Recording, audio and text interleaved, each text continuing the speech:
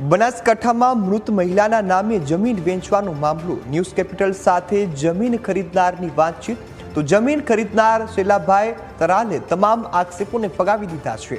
જમીન 2015માં અમે નિયમો અનુસાર ખરીદી તેવું શેલાભાઈ દ્વારા જણાવવામાં આવ્યું છે। અમે 73 AA મુજબ જમીન ખરીદી હતી। મારી પાસે જમીનના તમામ રેકોર્ડ પણ છે। મરણની નોંધ કરનાર તત્કાલીન તલાટીની તપાસ કરો તેવું પણ શેલાભાઈ દ્વારા જણાવવામાં આવ્યું છે।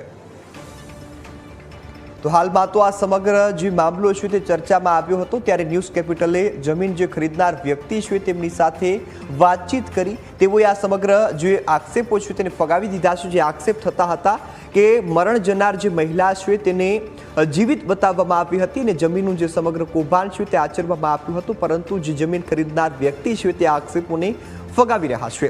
તેઓએ કહ્યું છે કે આ જમીન ખરીદીના તમામ રેકોર્ડ છે તે અમારી પાસે છે અને સાથે સાથે તમામ પ્રકારના પુરાવાના આધારે અમે આ સોદો કર્યો હતો અને તેમાં અમને જમીન છે તે કાયદેસર રીતે જ ખરીદી દીધી છે।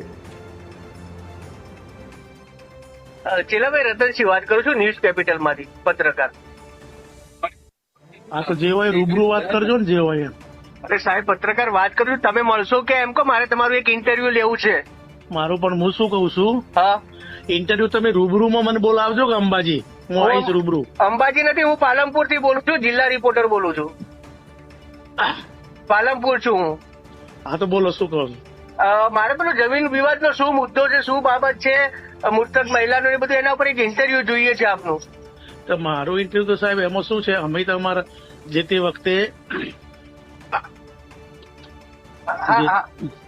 જે તે વખતે અમારે જે ડબલ તોતે કાયદો લાગતો હતો એ બેનને વેચવી હતી, અમારે રાખવી હતી, બરાબર?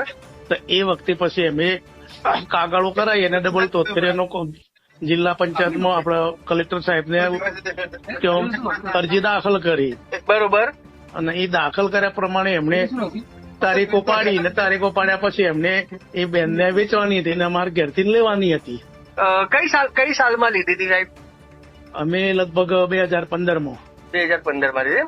તો બસ તો સાહેબ આવું એક ઇન્ટરવ્યુ જોયો છે મારા ભાઈ, તો આપી દો તો હું પાલનપુર જ છું, તમે ટાઈમ આપો એટલે તમે કોઈ જગ્યામાં આવી જાઓ। અરે પણ આ ઇન્ટરવ્યુ જ છે કે તમે નહીં પડતા યાર? અરે સાહેબ, આ તો ફોનમાં વાત કરો છો, પણ આપણે શું રૂબરૂ પેલા લોકો ઉપર ઇન્ટરવ્યુ લઈએ તો સારું, કારણ કે તમારું જો તમે એ રીતે વાત કરો છો, તમે ખરીદી છે તો તમે આવું ઇન્ટરવ્યુ આપી દો એટલે। અરે પણ હું શું કઉ છું, અમે ખરીદી છે અત્યારે અમારી ઇન્ટરવ્યુ લેવાની જરૂર નથી, જે તે વખતે અમારું રેકોર્ડ પ્રૂફ છે ને સાહેબ, તમે કઈ વાત કરો છો? રેકોર્ડ પ્રૂફ છે, અમારું ઇન્ટરવ્યુ કોઈ જરૂર નથી આમાં, અમે તો રૂબરૂમાં વાત કરીશ તમને। સાહેબ એક તરફી ચલાવાય ના। તો આપણી સાથે સંવાદદાતા રતનસિંહ શું તે લાઈવ જોડાઈ ગયા છે। જે રતનસિંહ, હાલમાં જે સમગ્ર મામલો સામે આવ્યો, જમીન ખરીદનાર વ્યક્તિ આક્ષેપોને ફગાવી રહ્યા છે અને બીજી તરફ ક્યાંક મિલીભગતના આક્ષેપ સરકારી તંત્રના પણ જોવા મળ્યા, હાલ આ સમગ્ર મામલે શું વધુ અપડેટ?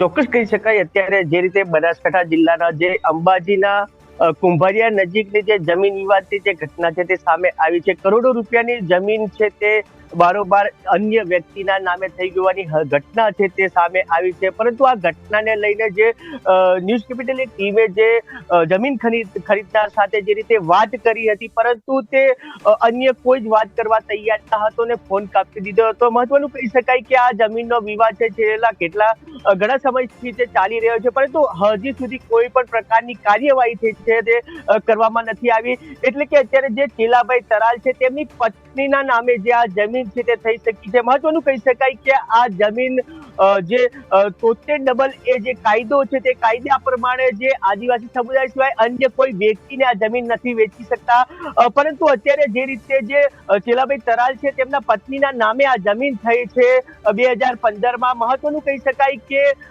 જ્યારે મૃતક મહિલા 2014માં જેનું મૃત્યુ પામે છે ને જમીનના દસ્તાવેજો થાય છે, જે મહિલા છે તે તેના નામે જે અન્ય વ્યક્તિના નામે આ મૃતક મહિલાના દસ્તાવેજો થઈ જાય છે। મહત્વનું કહી શકાય અત્યારે જે રીતે સમગ્ર મામલે આ જમીનનો મુદ્દો છે ટોક ઓફ ધ ટાઉન બનેલો જોવા મળી રહ્યો છે। અત્યારે જે રીતે કરોડો રૂપિયાની આ કિંમતની જે જમીન છે તે ખૂબ જ વિવાદમાં આવી છે। મહત્વનું કહી શકાય કે સમગ્ર આ ભાંડો છે તેના જે મૃતકના રામીબેનના પુત્ર છે તેમને અરજી કરી હતી, એટલે કે મરણનો દાખલો લેવા માટે જે રીતે અરજી કરી હતી અને સમગ્ર મામલો છે તે બહાર આવ્યો હતો। તે મામલા આવ્યા બાદ અત્યારે સમગ્ર સમગ્ર મામલે જે તાત્કાલિક જે તલાટી હોઈ શકે અથવા જે રજિસ્ટ્રાર કચેરીના દાતાના જે અધિકારી છે તે અત્યારે તો શંકાના દાયરામાં જોવા મળી રહ્યા છે. મહત્વનું કહી શકાય કે સાથે સાથે જે શીલાભાઈ તરાલ અથવા તેમની પત્ની છે તે પણ અત્યારે શંકાના દાયરામાં કહી શકાય. એટલે કહી શકાય કે અત્યારે જે શીલાભાઈ ના પત્નીના નામે જે આ જમીન છે તે કોઈ અન્ય વ્યક્તિ દ્વારા એમના નામે કરવામાં આવી છે અથવા શીલાભાઈ લીધે એ પણ અત્યારે એક મોટો સવાલ થઈ રહ્યો છે.